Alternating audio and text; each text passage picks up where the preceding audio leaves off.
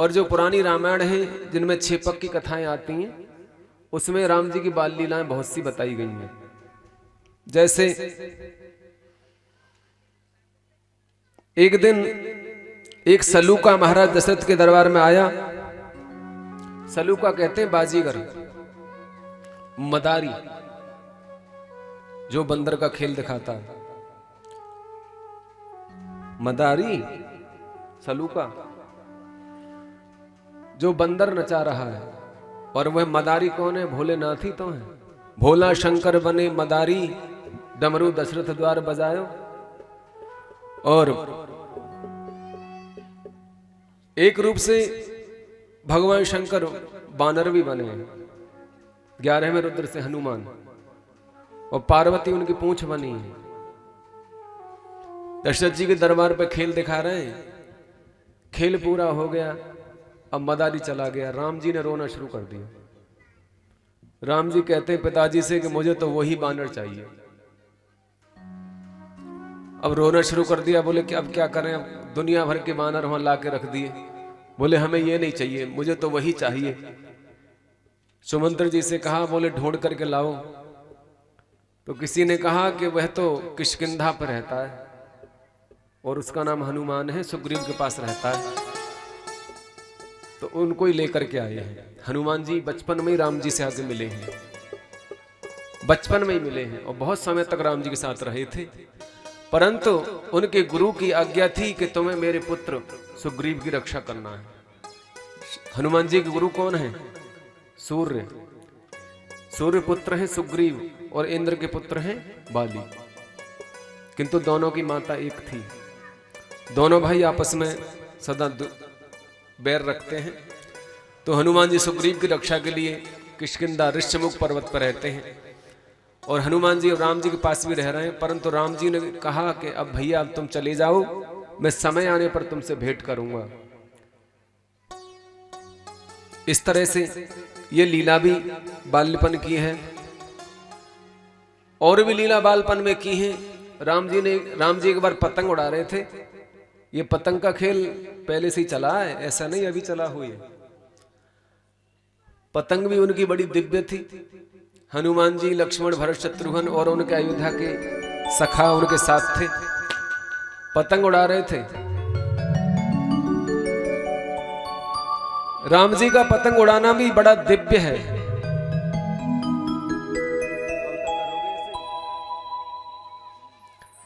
इतनी ऊंची पतंग उड़ाई, इतनी ऊंची पतंग उड़ाई कि पतंग स्वर्ग में पहुंच गई। और उस पतंग को किसने पकड़ा? जयंत की पत्नी ने, इंद्र की पुत्र वधू ने पतंग को पकड़ लिया। राम जी कहने लगे, हनुमान जी जाकर देखो हमारी पतंग को किसने पकड़ लिया है। हनुमान जी गई उड़ करके, वहां देखा तो एक सुंदर नारी ने पकड़ रखा है और कहने लगे, देवी ये मेरे स्वामी की पतंग है, इसे वापस दे दो।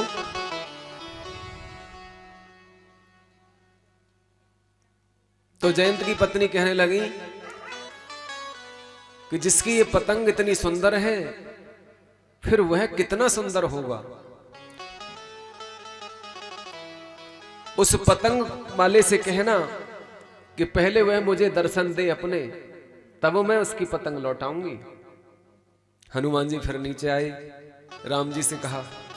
राम जी ने कहा, उससे कह देना कि जब हम चित्रकूट पर वास करेंगे, जहां महाराज करेंगे, वहीं पर वह आ जाए, वहीं हमारे दर्शन होंगे। कई रामायणों में आता है कि चित्रकूट में राम जी ने महाराज भी किया है, परंतु उनके प्रत्येक कार्य में मर्यादा है। बाबा तुलसीदास ने श्रृंगार का प्रयोग नहीं किया राम जी के लिए और शंकर जी के लिए पूरी तुलसीकृत रामायण में। अन्य रामायणों में ऐसे प्रसंग मिलते हैं। बाबा ने तो इशारा किया है, बाल चरित बहु विध कीना। सज्जनों,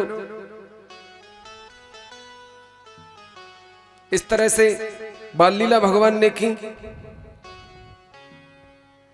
और भी लीलाएं की हैं। एक दिन महाराज के दरबार में एक बणिक आया। बणिक समझते हो?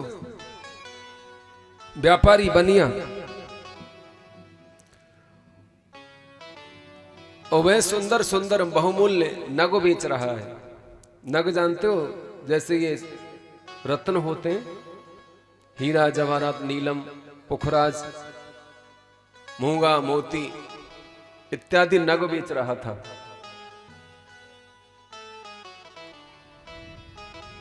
सज्जनों,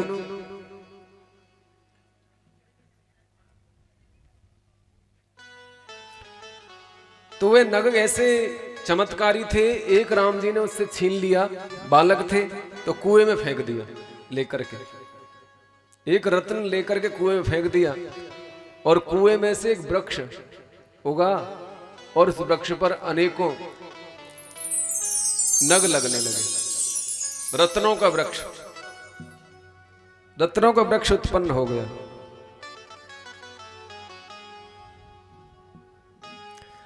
अब वो पूरे नगर में हल्ला हो गया कि महाराज दशरथ के यहां एक रत्नों का वृक्ष उत्पन्न हो गया, चलो लूट लो जैसे लूटना हो। सब भाग छूटे। जो जिस कार्य को कर रहा था तुरंत वहीं छोड़ करके रत्न लूटने के लिए भाग छूटा।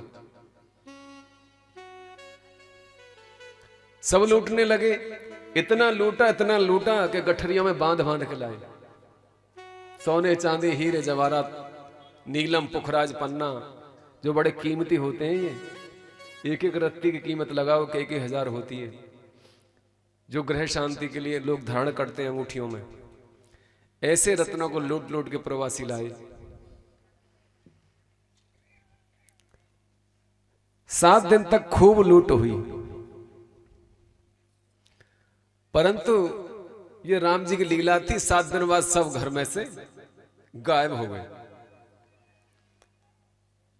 किसी के यहां कोई रत्न नहीं रहा। तो ऐसी चमत्कारी लीला भी राम जी ने की है।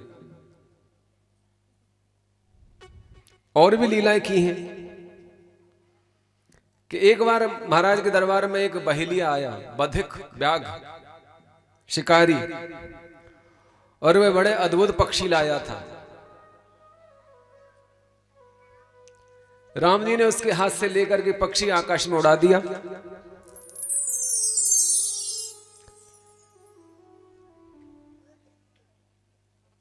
अब वह कहने लगा महाराज से कि मुझे मेरा पक्षी चाहिए। तुम्हारे पुत्र ने मेरे पक्षी को आकाश में उड़ा दिया और कहा मैं तो उसी पक्षी को लूंगा। तुरंत राम जी ने वह पक्षी पकड़ लिया और उसका एक पंख जमीन पर डाल दिया। तो वहां अनेकों पक्षी प्रकट हो गए ऐसे ही, और अयोध्या की अटारियों पर जा जाके बैठ गए। किंतु ये क्षणिक लीला थी। तो छोटे छोटे चमत्कार राम जी ने भी दिखाए। ये प्रवासियों को आनंद देने के लिए, दास दासियों को, माताओं को आनंद देने के लिए ये लीला राम जी कर रहे हैं। सज्जनों, और भी लीला की है। एक बार एक बाराहा अयोध्या में घुसाया। बाराहा जानते हो?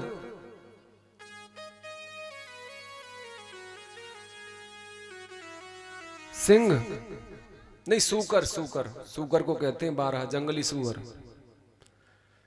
घुसाया, उसको मारने के लिए राम जी भागे और एक ही बाण में उसकी हत्या कर दी। मरते ही उसने अपना असली देह प्रकट कर दिया।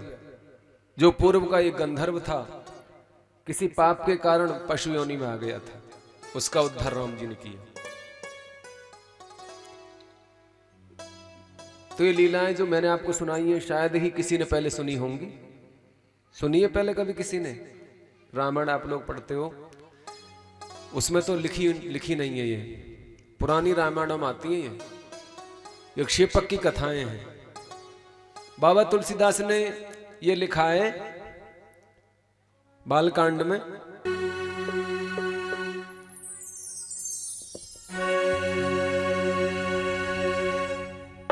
बंधु सखा लई संग लवाई, बंधु सखा लई संग लवाई, वन मृगिया नित कर जाई,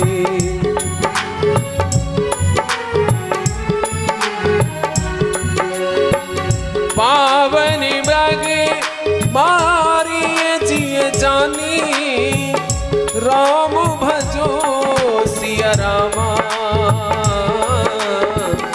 राम भजो सिया रामा, राम भजो सिया रामा। हो दिन प्रति न पाए दिखावही आनी, राम भजो सिया रामा, राम भजो सिया रामा, राम भजो सिया रामा। जे मृग राम पान के मारे,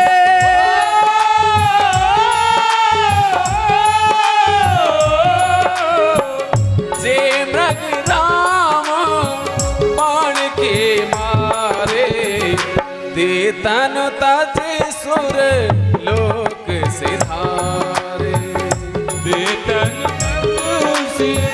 लोक सिधारे, देतन तज सुर लोक सिधारे।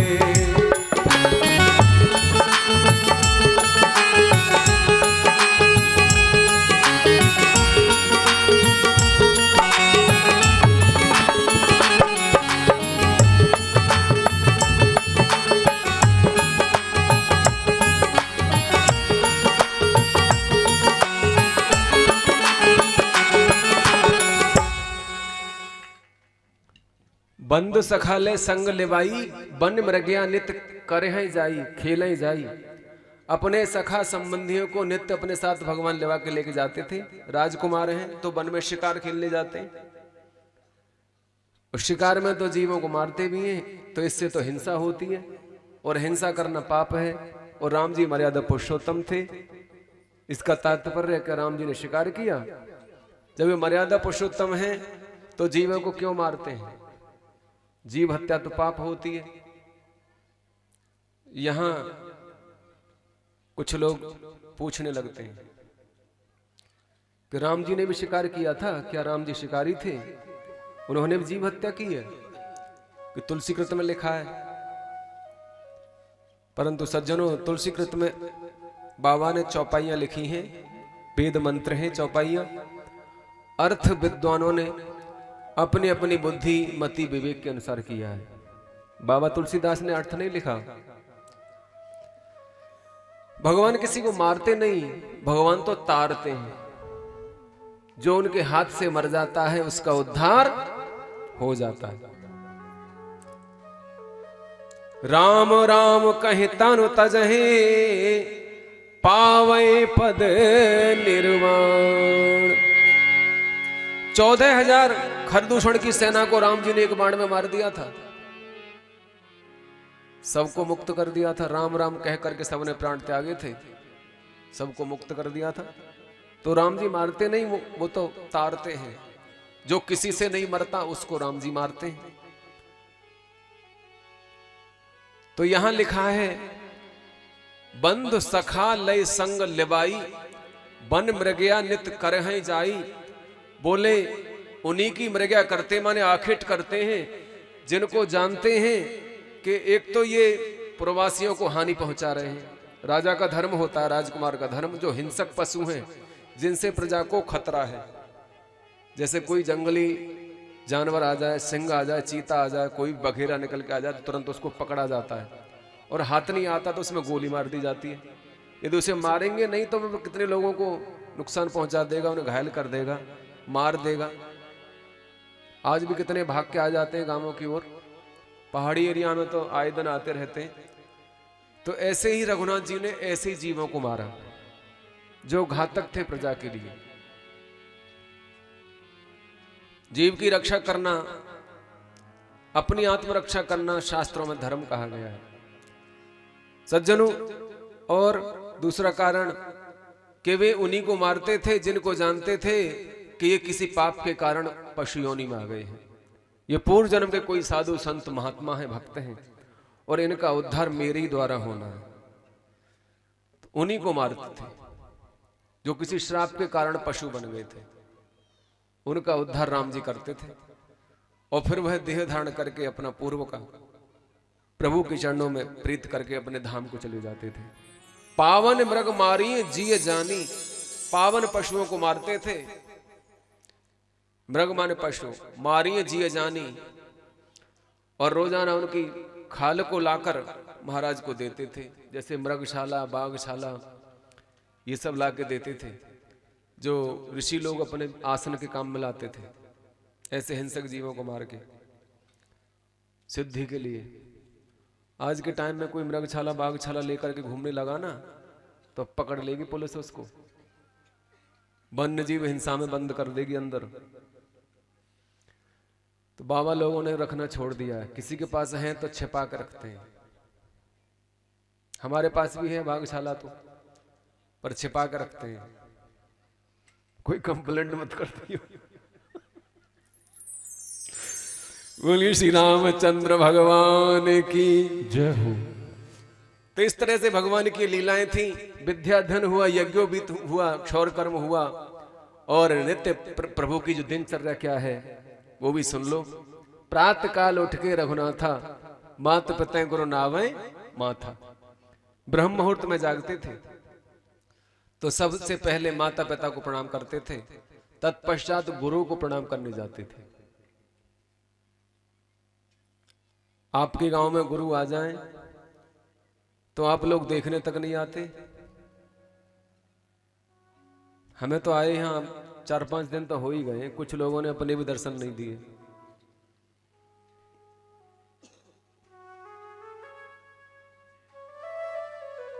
परंतु वहां देखिए, बोले दर्शन करने चले भी गए, किवाड़ बंद है। 1-2 बार कुंदी बजाई और खोला नहीं तो नाराज होकर आ जाएंगे। मुश्किल से तो हमने इनके लिए समय निकाला था, बताओ हमसे मिले तक नहीं, गेट तक नहीं खोला। हमने अपना काम छोड़ा, खेत बोना था, वहां पलेवा करनी थी, ट्रैक्टर खड़ा है वहां बीज में खनने जाना है। गुरु जी बिल्कुल फालतू बैठे, वो दर्शन भी नहीं दे सकते। क्रोध को साथ में लेके जाते हैं, तीर्थों में जाते हैं लोग, क्रोध को साथ में लेके संतों से मिलने जाते हैं। आश्रम में घर जैसा सुख पाना चाहते हैं। आश्रम तो निवृत्ति केंद्र है, वहां आसक्ति छूटती है, वहां त्याग की अनुभूति होती है, वहां वैराग्य प्राप्त होता है, ज्ञान की प्राप्ति होती है, और संतों के कृपा से भक्ति की प्राप्ति होती है। तो गुरु से मिलने के लिए आतुरता होनी चाहिए। परंतु आजकल के आलसी शिष्य गुरु लोगों ने उल्टा देखने चाहते हैं, और शिष्यों को कोई आवश्यकता ही नहीं गुरुओं को देखने की। परंतु यहाँ राम जी को देखिए, प्रातःकाल ब्रह्म मुहूर्त में जागते हैं, माता पिता को साष्टांग दंडवत कर। आजकल प्रणाम करने की भी कितनी विधियां हो गई हैं।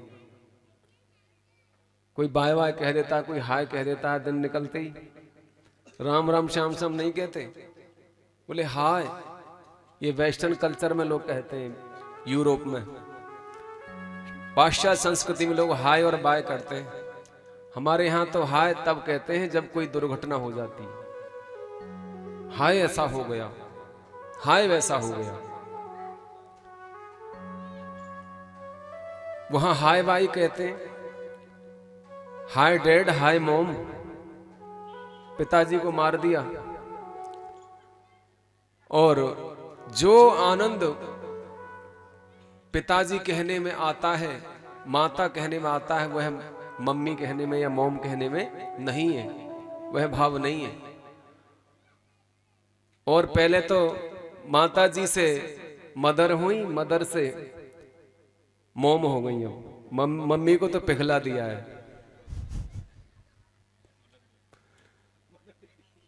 पिघला दिया, उनको तो मॉम बना दिया। मम्मी मम्मी, मम्मी का अर्थ जानते हो? मम्मी कहते हैं मसाला लगा लगा के रखी गई हुई वस्तु। मिस्र में जाके देखो कितने ही मम्मी मिल जाएंगी आपको। मरने वाले मुर्दे को ऐसे केमिकल लगा करके ताबूत में बंद कर देते थे, जो आज भी निकलते हैं हजारों वर्षों बाद भी। तो मम्मी को तो ऐसा बना दिया है। तो बताइए कैसे श्रद्धा और भाव प्रेम कैसे जागृत होगा माँ के प्रति, जब वाणी पे ही नियंत्रण नहीं है। तो बोले हम पढ़े लिखे हैं, क्या राम जी अनपढ़ थे? राम जी तो सारे वेद शास्त्रों के ज्ञाता थे, ज्ञान विज्ञान संपूर्ण उन्हें ज्ञान था, जो विद्या निधि थे। परंतु ये अल्पज्ञ जीव है, ये बाहरी चकाचौंध में अपने को लगा के ये जानता है मैं कितना चतुर हूं, चतुराई दिखाना चाहता है ऐसा करके, परंतु जो सत्य है उसे स्वीकार नहीं करता। जो सत्य को स्वीकार नहीं करता उसका शीघ्र ही नाश हो जाता है। तो मात पिता गुरु नावई माथा प्रणाम करते थे लेट करके साष्टांग। बोले साष्टांग जब गुरु बैठे हो तो साष्टांग दंडवत करना चाहिए पुरुषों को, केवल पुरुषों को, नारियों को साष्टांग नहीं करना चाहिए। नारियों को घुटनों मोड़ करके प्रणाम करना चाहिए, घुटना मोड़ के। नारियों को साष्टांग दंडवत नहीं करना चाहिए। दोभ्याम पदाभ्याम जानोभ्याम मुरसाम सिरसाम मनसा बत्साम चेत्ती प्रणामो अष्टांग ईरतः। 8 अंगों से किया गया प्रणाम साष्टांग दंडवत कहलाता है। दोनों हाथ, दोनों पैर, जंघाएं, घुटने, हृदय, मन और बुद्धि और चित्त, इनको लगा करके प्रणाम होता है, जिसको साष्टांग दंडवत कहते हैं। गुरु कहीं रास्ते में मिलते हैं तो उनके दोनों पैर छूने चाहिए खड़े होकर। कुछ लोग क्या करते हैं, एक हाथ से ही छू लेते हैं, एक को भी पूरा नहीं नीचे जाने देते। घोंटू वैसे छू रहे हैं और फिर छाती से लगा रहे हैं। इन बातों खत्म है बहुत ज्ञान है। उस्ताद कह रहे हैं कि मैं छाती में हाथ मारे कर रहा हूं, तेरी टांग यहीं से तोड़ूंगा, घुटने पे से ही। माने ये कहते हैं घुटने से छू के और छाती में हाथ मार के कहते हैं। तो ये भी हो सकता है आगे ऐसा ही करते हैं, जो ऐसा करते हैं उनका तो साथ ऐसा ही होता है।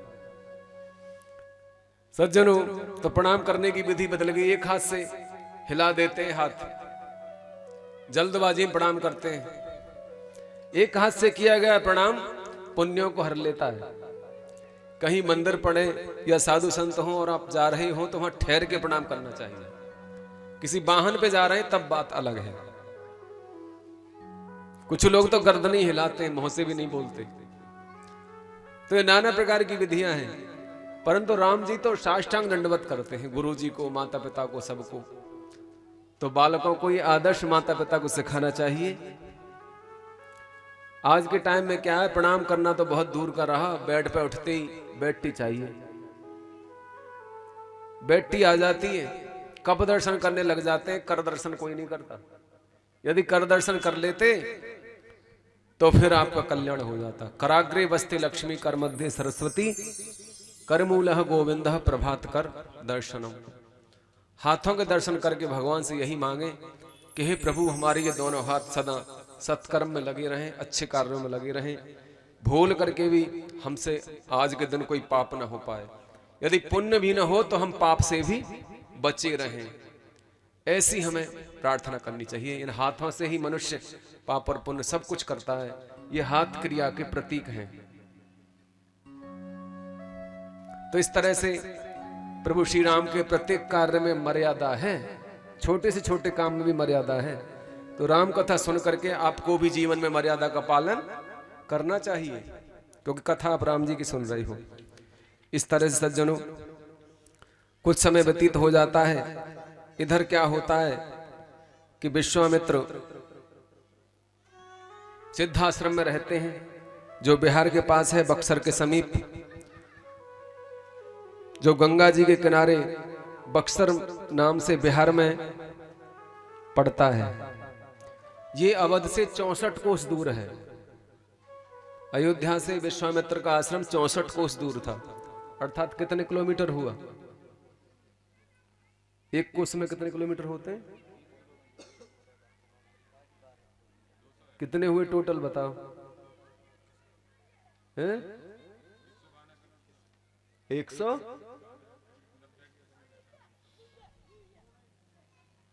एक कोस में कितने किलोमीटर होते हैं, मैं ये पूछ रहा हूं। एक कोस में वो योजन है। मैं योजन थोड़ी पूछ रहा हूं, तुम योजन की बात कर रहे हो, मैं कोस की बात कर रहा हूं। 3 किलोमीटर होते हैं एक कोस में।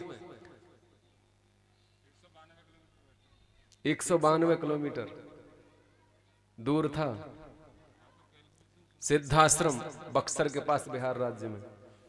वहां विश्वामित्र का आश्रम था जिसका नाम था सिद्धाश्रम।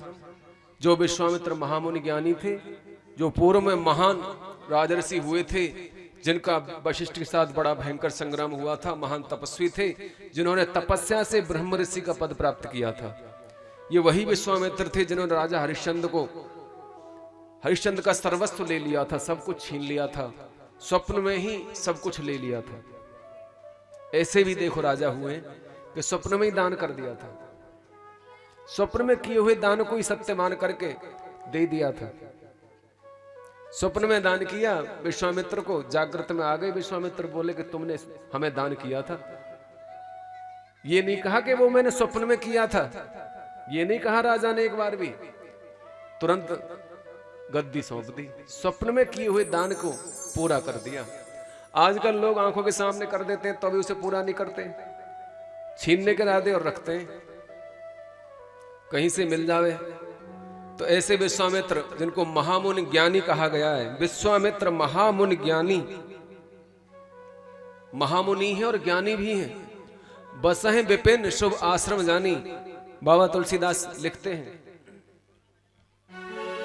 विश्वामित्र महामुनि ज्ञानी, विश्वामित्र महामुनि ज्ञानी, बसहि विपिन शुभ आश्रम जानी, बसहि विपिन शुभ आश्रम जानी, जहाँ जप योग यज्ञ मुनि करहि, जहाँ तप योग यज्ञ मुनि करहि, लय मारीच सुबाहु ही डरहि, लय मारीच सुबाहु न डरहि। हो तब मुनिवर मन कीन्हे विचारा, प्रभु अवतरियो हरन महि भारा। श्री राम जय राम जय जय राम, श्री राम जय राम जय जय राम। हो एहो मिस देखो पद जाई, कर बिनती आनो दो भाई। श्री राम जय राम जय जय राम, श्री राम जय राम जय जय राम। ओ गाधि तन ये और चिंता व्यापी, गाधि तनय और चिंता व्यापी, हरे बिनु मरहि न निश्चर पापी, हर बिन मरहि न निश्चर पापी। ज्ञान विराग सकल गुण आयाना, ज्ञान विराग सकल गुण आयाना, सो प्रभु मैं देखब भर नयना, सो प्रभु में देखो भर नयना, सो प्रभु देखऊं मैं भर नयना। तो वहीं रावण के द्वारा भेजे हुए सुबाहु और मारीच आते हैं बहुत सी सेना लेकर के, और उनके यज्ञ को नष्ट कर देते हैं। विश्वामित्र बड़े दुखी हुए, विश्वामित्र क्षत्रिय थे, परंतु तपस्या से ब्राह्मण बने, ब्रह्म ऋषि का पद उन्हें मिला।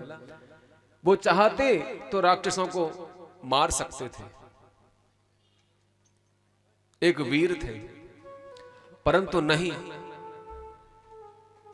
उन्होंने अंतिम बार फरसा उठाया था वशिष्ठ के लिए, जब ब्रह्म ऋषि बनने के लिए विश्वामित्र का वशिष्ठ के साथ संग्राम हुआ था। सैकड़ों वर्षों तक युद्ध रहा था, 100 पुत्रों को मार दिया था वशिष्ठ के विश्वामित्र ने, केवल पद के लिए हत्या कर दी, 100 बालकों को मार दिया था। और फरसा लेकर के एक दिन वशिष्ठ को भी मारने पहुंच गए थे। विश्वामित्र राजा से राजर्षि बने, फिर महर्षि बने और फिर ब्रह्म ऋषि बने। सज्जनों, जब मारने के लिए कुटिया के समीप पहुंचे तो इधर वशिष्ठ कुटिया में बैठे हुए थे अपनी पत्नी अरुंधति के साथ और वार्तालाप कर रहे थे।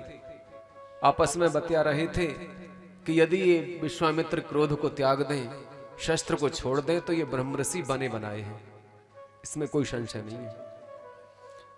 यदि शस्त्र त्याग कर दें तो ब्रह्म ऋषि बनाने में फिर कोई संशय नहीं है, ये बने बनाए ब्रह्म ऋषि। ये बात विश्वामित्र ने सुन ली बाहर कि जिन्हें मैं मारने के लिए जा रहा हूं वो मेरी प्रशंसा कर रहे हैं। तुरंत फरसा त्याग दिया, चरणों में गिर पड़े। तभी वशिष्ठ ने कह दिया, आओ ब्रह्म ऋषि, आज से आप ब्रह्म ऋषि हो गए। तो कहने का तात्पर्य है, महाराज विश्वामित्र चाहते तो सुबाहु और मारीच को उनकी सेना सहित नष्ट कर सकते थे, परंतु नहीं, क्योंकि क्रोध करने से तपस्या नष्ट हो जाती है। क्रोध करने से भजन भक्ति, हमारा पुण्य धर्म सब नष्ट हो जाता है। इसलिए अकारण ही क्रोध नहीं करना चाहिए। कुछ ऐसी स्थितियां हैं जहां पर क्रोध कर सकते हैं, जैसे शत्रु सामने है रणभूमि में, तो वहां तो क्रोध करना पड़ेगा।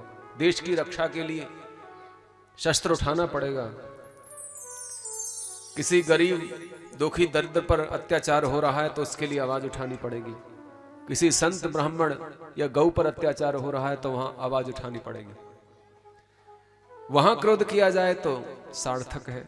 अकारण ही क्रोध करके अपने तप पुण्य को, भजन को नष्ट नहीं करना चाहिए, अपनी यश कीर्ति को नष्ट नहीं करना चाहिए, अपने स्वास्थ्य को खराब नहीं करना चाहिए। ऐसा अकारण किया गया क्रोध अपना ही नाश कर देता है और फिर उसका अंत लज्जा से होता है। क्रोधी आदमी पछताता है नुकसान करके, फिर लज्जित होता रहता है, उसको मूर्ख कहते हैं।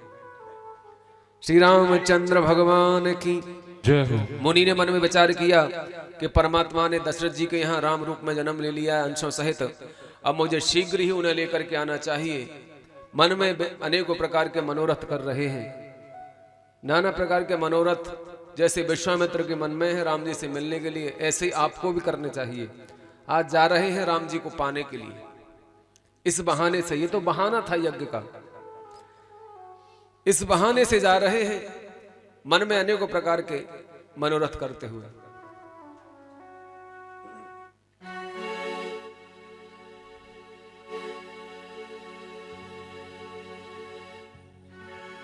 मोहि लागी लगन, मोहि लागी लगन, हरि दर्शन की, हरि दर्शन की। मोहि लागी लगन, मोहि लागी लगन, हरि दर्शन की, हरि दर्शन की। सभी मेरे साथ बोलेंगे, भगवान से लगन लगाएंगे इस भजन के माध्यम से।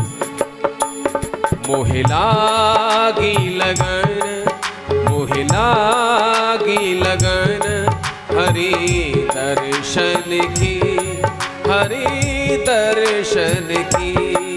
मोहि लागी लगन, मोहि लागी लगन, हरि दर्शन की, हरि दर्शन की। हरि ओम, हरि ओम, हरि ओम, हरि ओम, हरि ओम।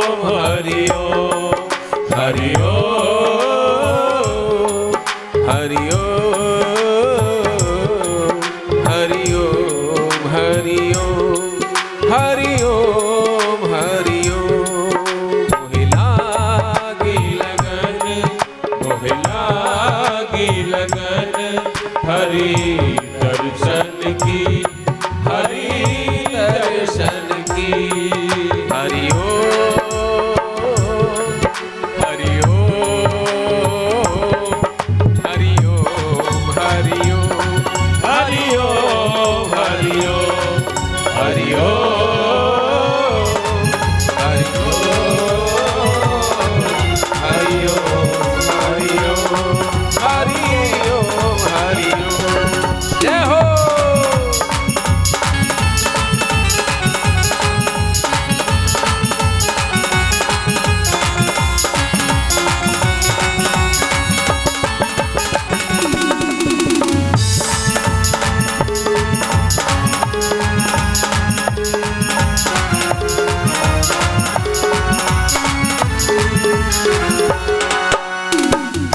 आज विश्वामित्र परमात्मा श्री राम से यज्ञ के बहाने मिलने के लिए जा रहे हैं।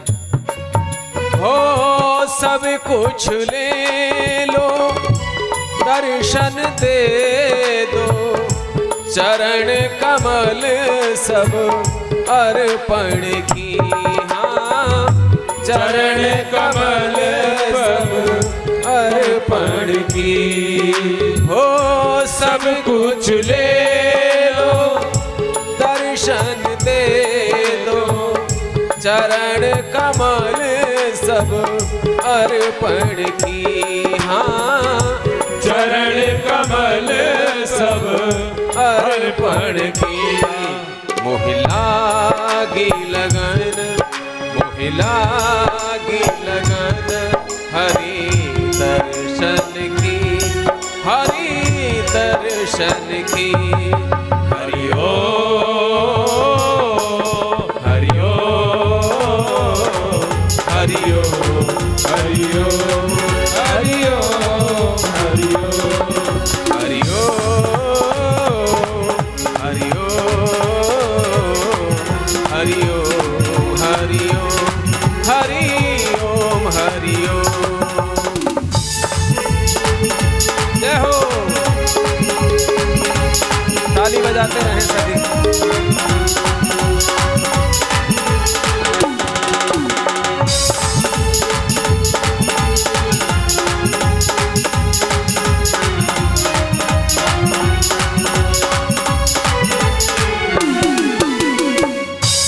जैसे वन में पपीहा मन में आस करे जल बरसन की। हाँ आस करे जल बरसन की।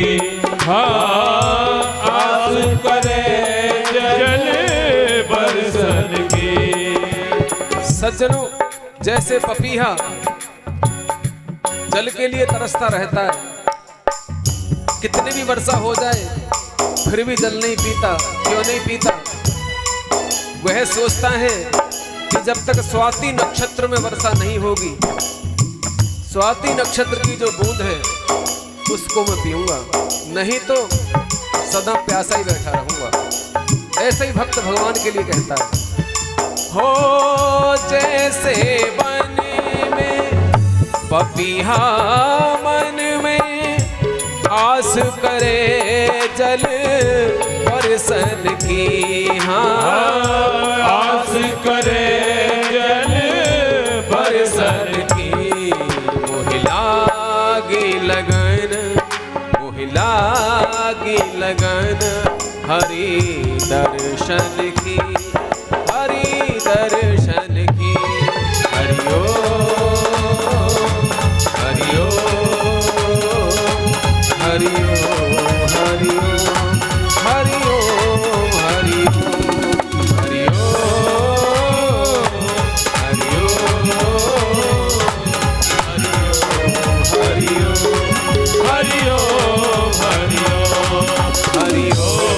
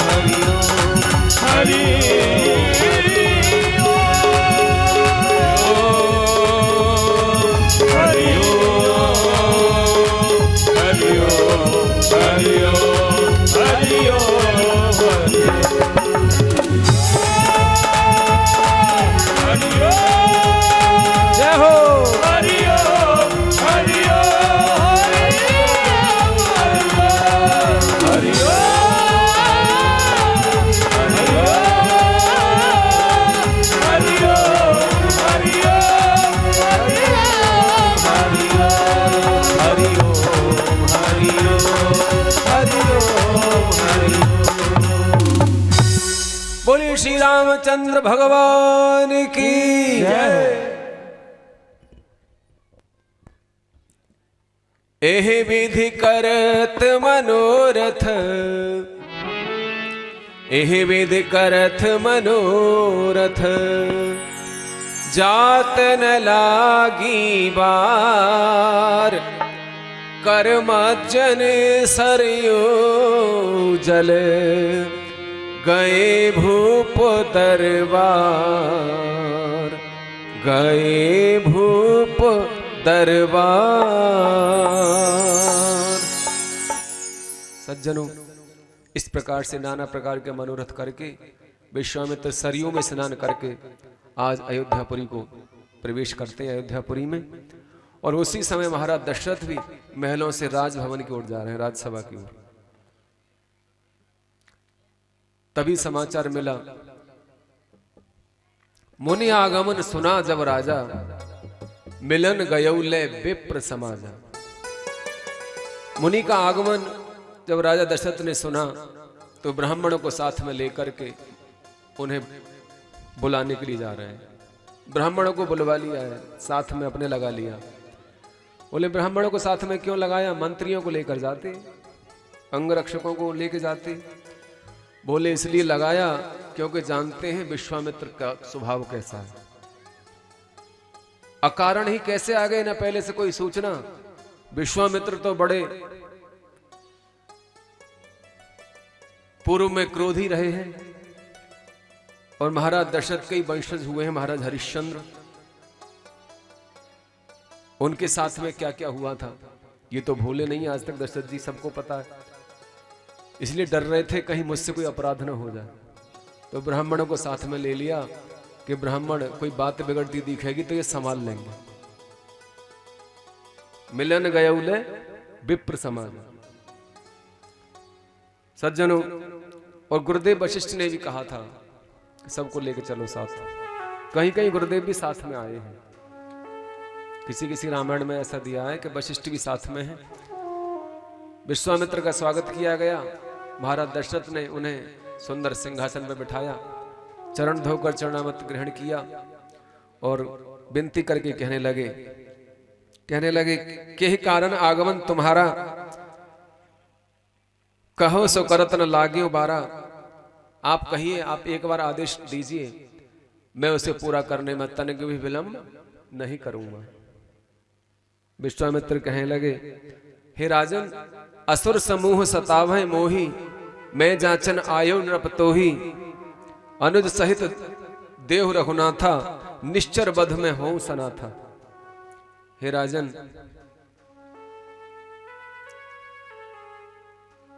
कहते हैं विश्वामित्र, राधेश्याम रामायण में कहते हैं,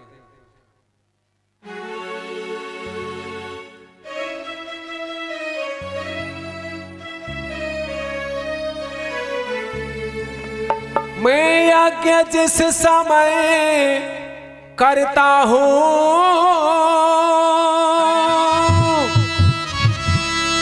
हे राजन, मैं यज्ञ जिस समय करता हूं, दुख मुझको निश्चर देते हैं, दुख मुझको निश्चर देते हैं। पूजा सामग्री हवन यज्ञ सब नष्ट भ्रष्ट कर देते हैं।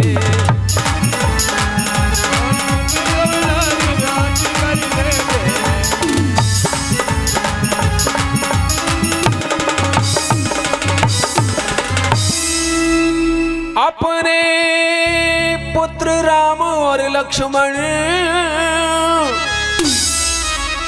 दे सौंप मुझे कुछ दिवसों को, दे सौंप मुझे कुछ दिवसों को।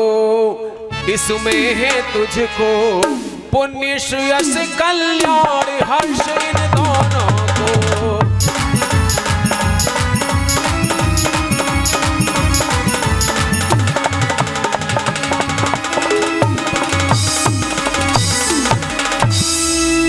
हे राजन, मैं जांचन आयो नृप तो ही, पहले कह दिया था। मैं जांचन आयो नृप तो ही, इस पे तो राजा डर गए थे, मुझे मेरी परीक्षा लेना चाहते हैं, जांचने आए हैं। मैं जांचन आयो नृप तो ही, मैं देखूंगा कि मन में सोच रहे थे कि मना किया तो फिर तैयार हूं श्राप देने को।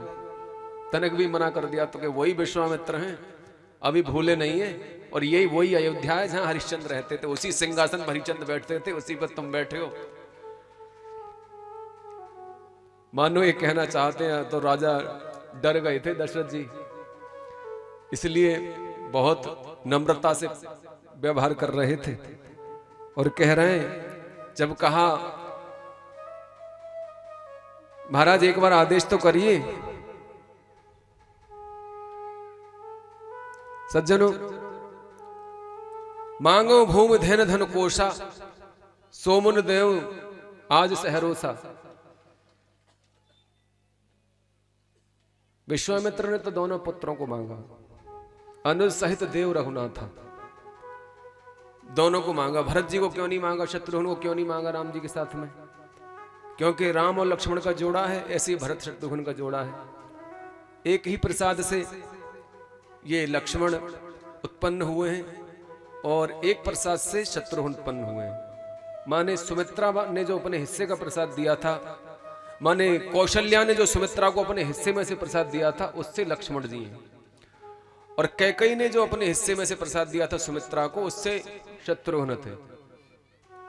इसलिए इन दोनों की जोड़ी है, एक सांवले हैं एक गोरे हैं। शत्रुघ्न गोरे हैं, भरत जी सांवले हैं, राम जी सांवले हैं, लक्ष्मण जी गोरे हैं। तो दोनों भाइयों की जोड़ी है। ऐसे सदा से दोनों के परस्पर प्रेम रहता है, एक दूसरे के साथ रहते हैं जोड़ी से। तो अनुज सहित देव रघुनाथा, अनुज माने लक्ष्मण जी को साथ में मांगा। अनुज को इसलिए मांगा क्योंकि अनुज जब तक साथ नहीं होंगे मेरा कल्याण नहीं होगा। ये शेषावतार हैं, ये शब्द ब्रह्म है और राम जी नाम ब्रह्म है।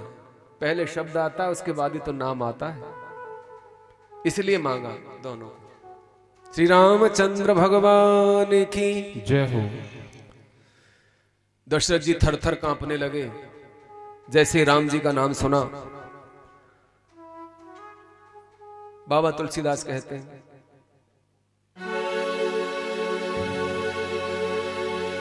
सुने राजा ते अप्रिय बानी, सुने राजा अते अप्रिय बानी, हृदय कांपे मुख दोते कुम्हलानी।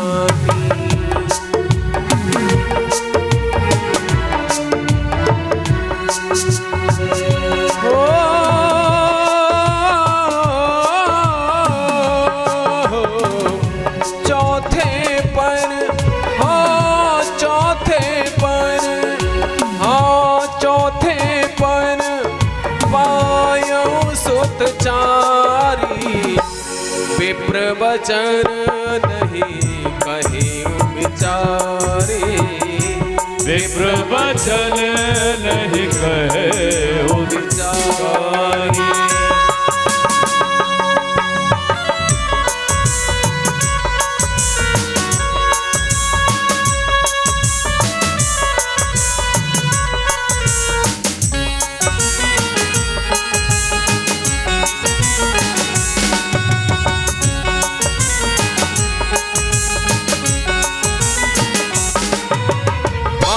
भूमि धेनु धन को सा, सर्वस देऊ आज सहरोसा।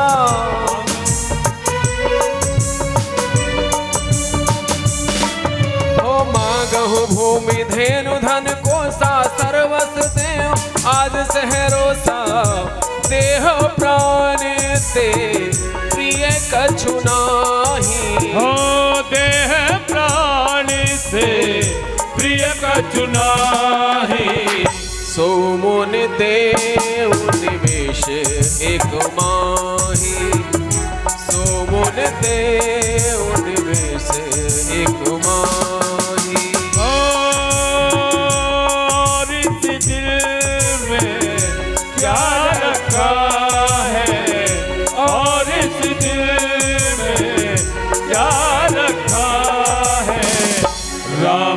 नाम छुपा रखा है, राम का नाम छुपा रखा। विश्वामित्र जी के वचनों को सुनकर राजा को तो अप्रिय वचन लगे। विश्वामित्र के लिए तो प्रिय थे, क्योंकि जो मांगने वाले होते हैं उन्हें देने वाले के कष्टों का ज्ञान नहीं होता। यदि उन्हें देने वाले के कष्टों का ज्ञान होता तो मांगने क्यों आते। और मांगने और देने वाले का यह धर्म होता है कि द्वार पे आए हुए अतिथि के लिए अपने प्राण भी दे करके संकल्प को पूरा करें। शास्त्र इस बात को कहते हैं, अतिथि भगवान तुल्य होते हैं। पहले तो संकल्प नहीं करना चाहिए। दशरथ जी ने पहले ही संकल्प कर दिया। आप कह करके तो देखिए, तनक भी विलंब नहीं करूंगा, ये संकल्प किया। आप जो मांगेंगे मैं दूंगा, मैं दूंगा, मैं दूंगा, मैं दूंगा। तो इस बात को प्राण दे करके पूरा करना चाहिए। नहीं तो वह जीते जी मरा हुआ है, जिसने संकल्प को पूरा नहीं किया। दशरथ जी कांपने लगे, मुख पीला पड़ गया, कंपन हो गया, बीपी डाउन हो गया उनका, और कह रहे हैं भूमि मांग लो, धन मांग लो, धेनु मांग लो, कोष खजाना मांग लो, ऐश्वर्य वैभव समृद्धि सब कुछ मांग लो, मैं सब कुछ आपको दे दूंगा और मैं भी आपके साथ चलूंगा चतुरंगड़ी सेना को लेकर। मेरे छोटे छोटे बालक हैं, ये उन राक्षसों से कैसे युद्ध करेंगे। महाराज मैं आपके साथ चलूंगा और मैं अपने प्राण आपको दे सकता हूं, क्योंकि प्राणों से प्रिय तो कुछ नहीं होता। देह प्राण ते प्रिय कछु नाही। मैं अपने प्राण आपको दे सकता हूं। विश्वामित्र कह रहे हैं मुझे प्राण नहीं चाहिए, मुझे तो तुम्हारे पुत्र चाहिए। राजन ढोंग मत करो, स्पष्ट कह दो कि मैं नहीं दूंगा।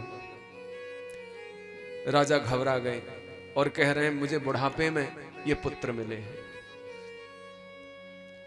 सब सुत प्रिय मोह प्राण की नाई, राम देत नहीं बने गुसाई। सारे पुत्र मुझे प्राणों के समान प्रिय हैं, परंतु राम तो प्राणों के आधार हैं। मैं राम को आपको दे दूंगा तो फिर मेरे प्राण भी चले जाएंगे। हे गुसाई, फिर मेरे प्राण भी नहीं रहेंगे, क्योंकि राम में मेरे प्राण बसते हैं। इसलिए राम को मैं आपको नहीं दे सकता। राक्षस महान शक्तिशाली हैं, और कहां मेरे ये दोनों सुंदर बालक, उनका सामना कैसे कर पाएंगे। सज्जनों, हालांकि विश्वामित्र के मन में अंदर एक भाव जगा था कि देखो राजा को कितना प्रेम है राम जी से, ऐसा प्रेम होना चाहिए। राजा प्राण देने को तैयार है पर राम को देने को तैयार नहीं है। इतना प्रेम तो मैं भी नहीं करता इनसे जितना ये कर रहे हैं। ऊपर से दिखावा कर रहे थे विश्वामित्र, अंदर से बड़े प्रसन्न थे राजा के व्यवहार को देख के। देखो कितना प्रेम है पिता का। फिर व्यवहार के नाते कह रहे हैं कि नहीं देना है तो मना कर दो। जब देखा प्रतिज्ञा के उल्लंघन को तुमने पार किया तो तुम्हारे कुल को कलंक लग जाएगा। संकल्प कर देने के बाद उसे पूर्ण करना चाहिए। वशिष्ठ आए उसी समय, राजन शांत हो जाओ, राजन धैर्य धारण करो, ये बड़े क्रोधी हैं, इन्होंने हमारे 100 पुत्रों को मार दिया था, ये इतने क्रोधी हैं, इनके सामने मना मत करो। तो क्या गुरुजी मैं अपने बालकों को दे दूं? कि हाँ दे दो, दे दो, इसमें कोई हानि नहीं है। अरे ये बड़े महामुनि हैं और बड़े तपस्वी हैं और बड़े बड़े अस्त्र शस्त्रों के ज्ञाता हैं। तुम्हारे पुत्रों को अस्त्र शस्त्रों का ज्ञान होगा, ये शस्त्र ज्ञान देंगे उनको। शास्त्र ज्ञान तो मैंने दे दिया, शस्त्र ज्ञान ये देंगे। गुरुजी मानो ये कह रहे हैं कि बहुविध समझावा। मैंने अभी अभी इनकी कुंडली निकाल के देखी थी और इस वर्ष इन दोनों के विवाह का योग बन रहा है। विवाह का योग बन रहा है इस वर्ष, मैंने कुंडली देखी थी इनकी, इसलिए दे दो। विधाता ने चाहा तो ये इनका विवाह भी करा देंगे। गुरुजी के वचनों का कैसे निरादर कर सकते थे महाराज? चक्रवर्ती सम्राट हैं परंतु गुरु के अधीन थे। जो गुरु कहते हैं वह राजा करते थे। हर कार्य गुरु जी से पूछ के करते हैं, आज की तरह नहीं है। अच्छे कार्य सारे शुभ कार्य करा लिए, गुरु जी को नहीं बताया, और जब कोई दुख या संकट आ गया तब गुरु जी को बता रहे हैं। हमारे साथ ऐसे हो गया, पूरी लिस्ट लेके बैठ जाते हैं, सुखों को नहीं बताते संतों को, दुखों को गाने बैठ जाते हैं। सज्जनों, वशिष्ठ ने अनेकों प्रकार से समझाया।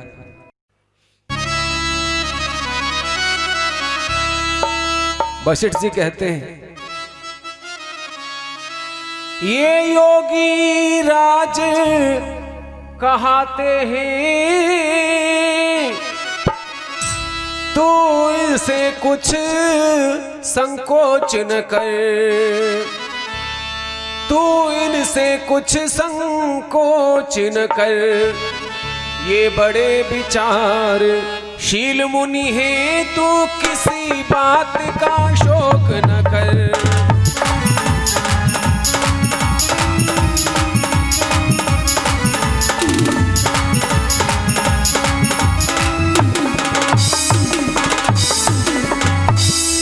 ये तेरे युगल कुमारों को रण विद्या धर्म सिखाएंगे, वो रण विद्या धर्म सिखाएंगे, हरचंद दुचंद वहां होकर आनंद सहित घर आएंगे।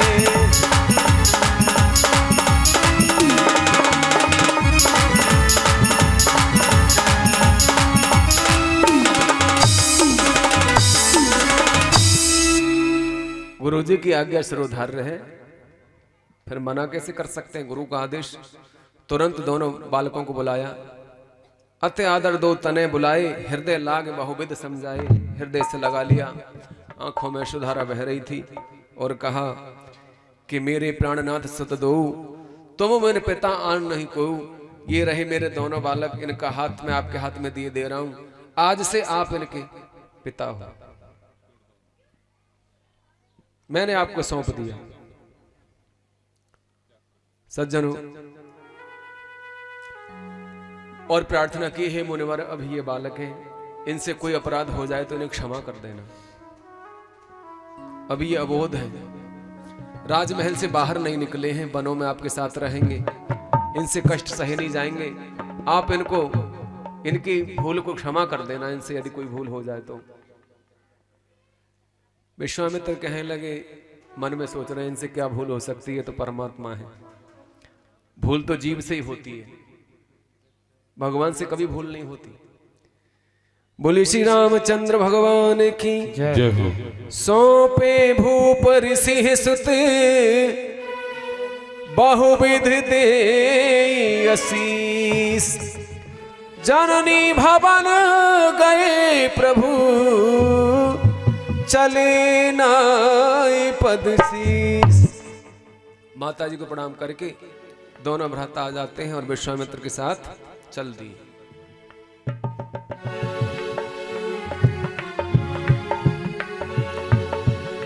बोलिए श्री रामचंद्र भगवान की जय हो। रास्ते में जा रहे हैं तो देखिए यहां क्या हुआ। राम जी ने एक लीला दिखाई है। विश्वामित्र को थोड़ा तंग करके देखते हैं बाबा को। बाबा को ऐसा मतिभ्रम हुआ कि बाबा को दोनों भाई बालक से दिखाई देने लगे, छोटे छोटे बालक।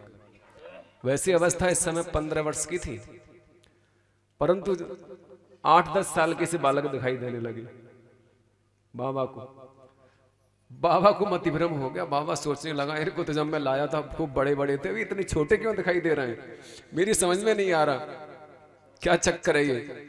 माया ही जो दिखानी है अपनी राम जी को। अब जब जा रहे हैं रास्ते में तो बाबा बड़े तेज चलते हैं, वो ठहरे जंगल के वासी, और बालक कहाँ चल सकता है इतना तेज, तो पीछे रोते हुए जाते हैं, बाबा ठहर जाओ, बाबा ठहर जाओ, हम पे नहीं चला जा रहा है, आप तो घोड़ा की चाल चल रहे हो। बाबा थोड़े स्लो चलने लगे, धीरे चलने लगे, मंद गति से। बोले इस तरह से हम चलने लगे तो हम तो सालों में जाके पहुंचेंगे।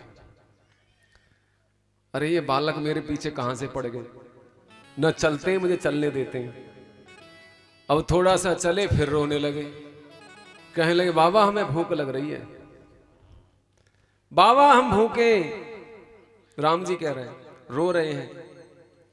विश्वामित्र कहने लगे अच्छा भूख लग रही है तुम्हें, कि हाँ। विश्वामित्र सोच रहे हैं मेरे यज्ञ यज्ञ की रक्षा ये नहीं कर पाएंगे, ये तो अपना ही पेट नहीं भर पा रहे। खाना भोजन लेकर के आए, कंदमूल फल ला करके दिए दोना में, बोले खा लो। कि हम अपने हाथ से नहीं खाते बाबा, हमें तो हमारी माता खिलाती है, हम पे खाना नहीं आता। कि अच्छा खाना भी नहीं आता तुम पे, कि हाँ ये गोद में बिठा खिलाती है।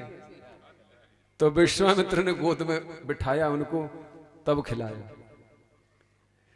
अब भोजन भी हो गया, जब चलने लगे तो फिर रोना शुरू, बाबा अब हमने खा लिया, अब सोने को मन कर रहा है, हमारा आलस आ रहा है।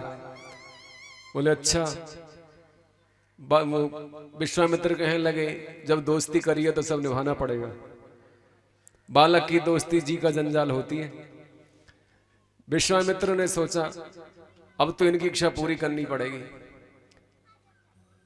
एक पेड़ वहां पर था वृक्ष का, बट वृक्ष का, उस पर दौड़ के चढ़ गए बालक। ऊपर चढ़ गए, विश्वामित्र डर गए, अरे नीचे उतर आओ गिर पड़ोगे, चोट लग जाएगी। मैं क्या जवाब दूंगा दशरथ को, जब मैं तुम्हें वापस लेके जाऊंगा कहीं तुम्हारी हड्डी पसली टूट जाएगी। नीचे उतर आओ। नीचे उतर आए, सामने एक सरोवर पड़ा, दौड़ के सरोवर में कूद पड़े दोनों भाई। सारे वस्त्र भीग गए, अब तो रोने लगे, बाबा हमें ठंड लग रही है, हमारे वस्त्र उतारो। बाबा पे ही वस्त्र उतरवा दिए, बाबा ने वस्त्र पहनाए। तो कहने का तात्पर्य ये विश्वामित्र की तपस्या का फल उनको प्रदान किया भगवान ने। उनकी ऐसी इच्छा थी, ऐसे मनोरथ थे मन में, जिस भाव से जीव भगवान को भजता है उसे उसी रूप में प्राप्त होते हैं। भजन भजनते अनन्य भाग। भगवान कहते हैं जीव मुझे जिस भाव से भजता है मैं उसे उसी रूप में प्राप्त होता हूं। सज्जनों, अब पुनः जो माया थी वह समाप्त हो गई, पूरे भरपूर बालक लगने लगे, 15 वर्ष के राजकुमार। अब पहुंचे सिद्धाश्रम में और राम जी ने गुरु जी से विनती की, गुरु जी आप यज्ञ प्रारंभ कीजिए। और यज्ञ प्रारंभ हो गया और स्वयं पहरेदारी करने लगे। उससे पूर्व एक कौतुक हुआ है। उससे पूर्व कौतुक क्या हुआ कि आश्रम में पहुंचने से पूर्व ही ताड़का नाम की एक राक्षसी को मारा मार्ग में। राम जी ने ताड़का को मारा। ये ताड़का कौन थी?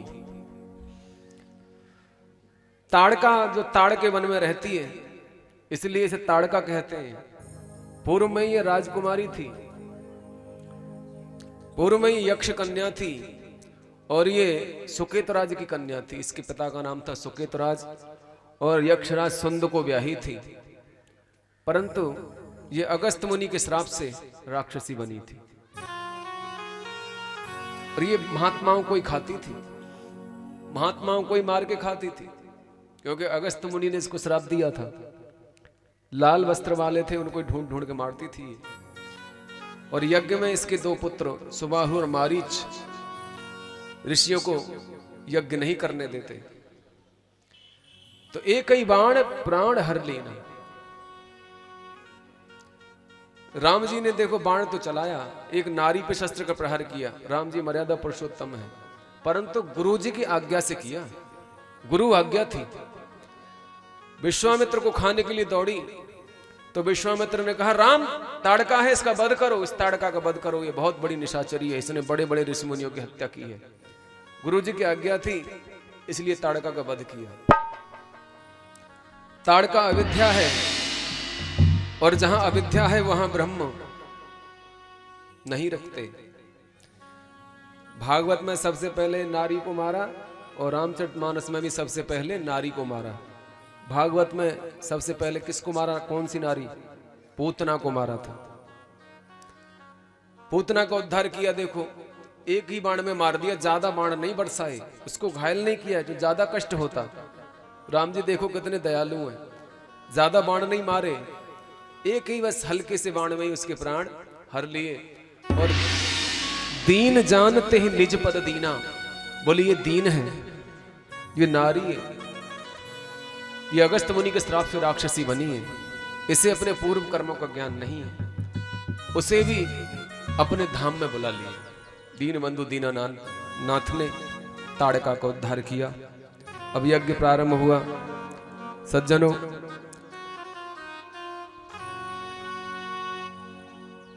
विश्वामित्र ने राम और लक्ष्मण को सभी आयुध समर्पित कर दिए थे, शास्त्र ज्ञान दे दिया था। अग्नियास्त्र, वायुआस्त्र, नरणास्त्र, वरुणास्त्र, अनेक अनेक अस्त्र शस्त्रों का दान कर दिया था। और वो बला और अतबला नाम की 2 विद्याएं दी, जिससे राम जी को, लक्ष्मण जी को भूख प्यास नहीं लगती थी। ऐसी औषधियां दी हैं कि जिन्हें ग्रहण करने के बाद, खाने के बाद भूख प्यास नहीं लगती। जाते लगे न छुदा पे पासा। आज भी ऐसी जड़ी बूटियां हैं, परंतु उनको खोजने वाला कोई वैद्य नहीं है।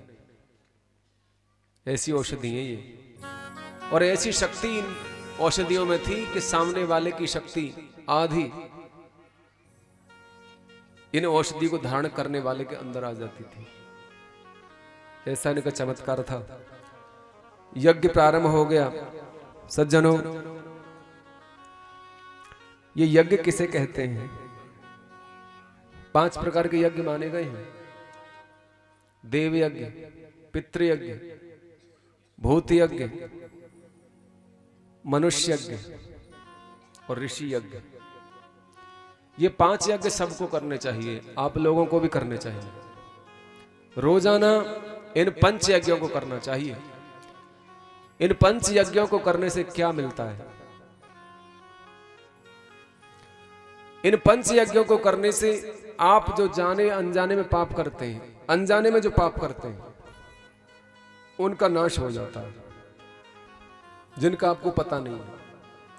जैसे आप सुबह को जगते हो, अंधेरे में जगते हो, बाहर घूमने जाते हो, पैरों से कितने चींटी चींटा जीव जंतु मर जाते हैं, मर जाते हैं कि नहीं?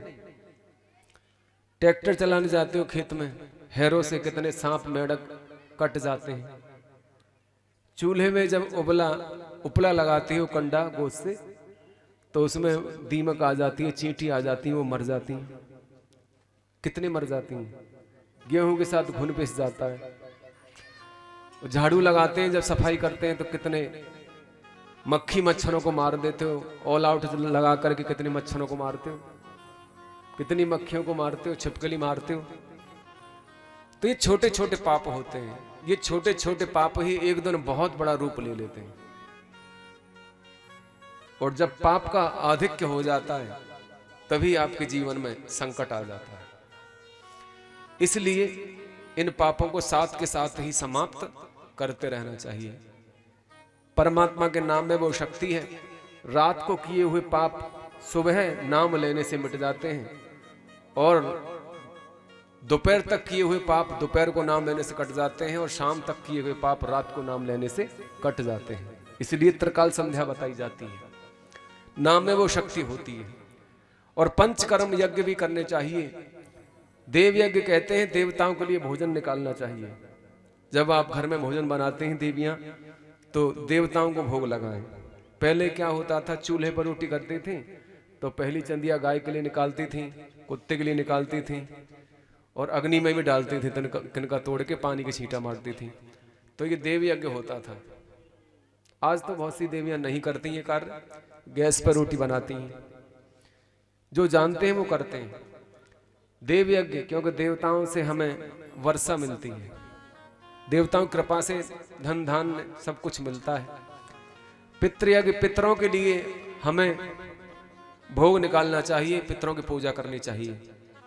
पितरों के आशीर्वाद से ही घर में उन्नति होती है, खेतों में फसल, रोग बीमारी ये सब नष्ट होते हैं पितरों की कृपा से। सज्जनों, तो पितरों को प्रसन्न करने के लिए पितृ यज्ञ भी जरूरी है। पितृ पूजा करिए, दक्षिणमुख होकर के पितृ पूजा करनी चाहिए और पूर्वामुख होकर के देव पूजा करनी चाहिए। पितृ पूजा में तांबे के पात्र नहीं लेने चाहिए, स्टील या लोहे के या पीतल के पात्रों से पूजा करनी चाहिए, दक्षिण दिशा की ओर मुख करके। श्राद्ध पक्ष में पितृ पूजा महत्वपूर्ण मानी गई है। अपने पितरों का श्राद्ध अवश्य करना चाहिए। सज्जनों, श्राद्ध 3 पीढ़ियों का होता है और पिंडदान अनेकानेक पीढ़ियों का होता है। सज्जनों, इस तरह से पितृयज्ञ भी हो गया आपका। तीसरा है ऋषि यज्ञ। ऋषियों ने बहुत से शास्त्रों की रचना की है हमारे कल्याण के लिए, तो उन्हें भी हमें खोल करके पढ़ना चाहिए।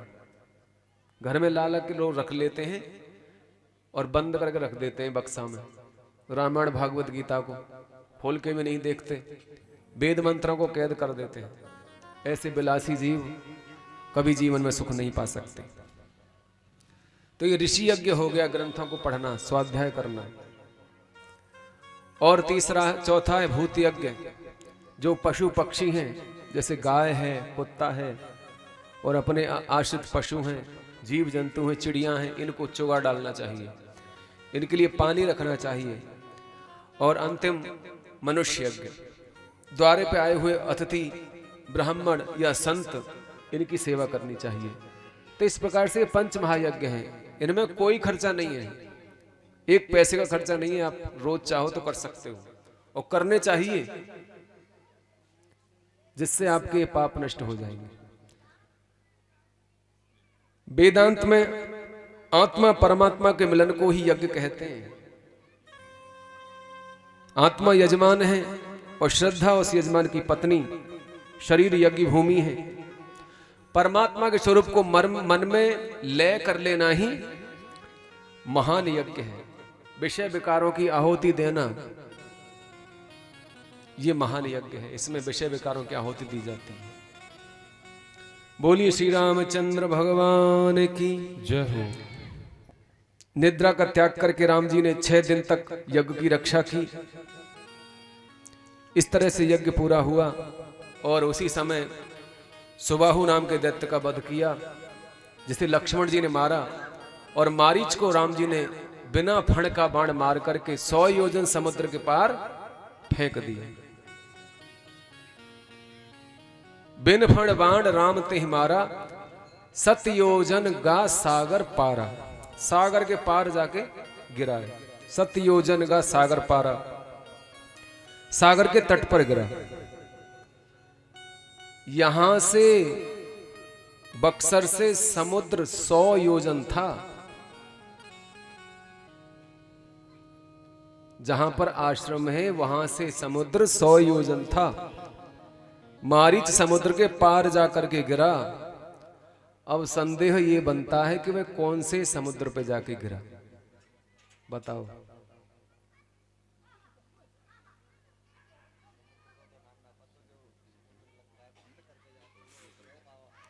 मैं तो ये कह रहा हूं वह कौन से समुद्र पे जाके गिरा। ऐसा कौन सा समुद्र है जो बिहार से 100 कोस, मतलब 100 योजन दूर है, 400 कोस।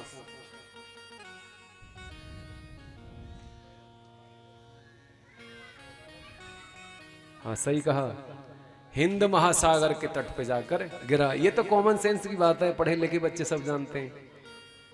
श्री रामचंद्र भगवान की जय हो। सज्जनों, आगे काम आएगा इसलिए मारा नहीं था। अब देखो यज्ञ पूरा हो गया, अनेकों आशीर्वाद राम जी को मिले, संतों के सेवा करी, खूब सुंदर फल खाए, बड़ा आनंद आया। उसी समय जनकपुर से महाराज जनक का निमंत्रण आया धनुष यज्ञ का। तो विश्वामित्र दोनों भाइयों को लेकर के जा रहे हैं। मार्ग में गंगा जी पड़ी, गंगा स्नान किया और ब्राह्मणों को अनेकों प्रकार का दान किया।